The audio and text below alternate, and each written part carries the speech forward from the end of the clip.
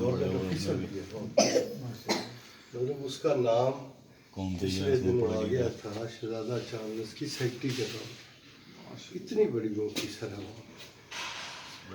उसने कहा कि बच्ची का मर्डर हुआ ना, कालू ने कर दिया कॉलेज यूनिवर्सिटी के अंदर।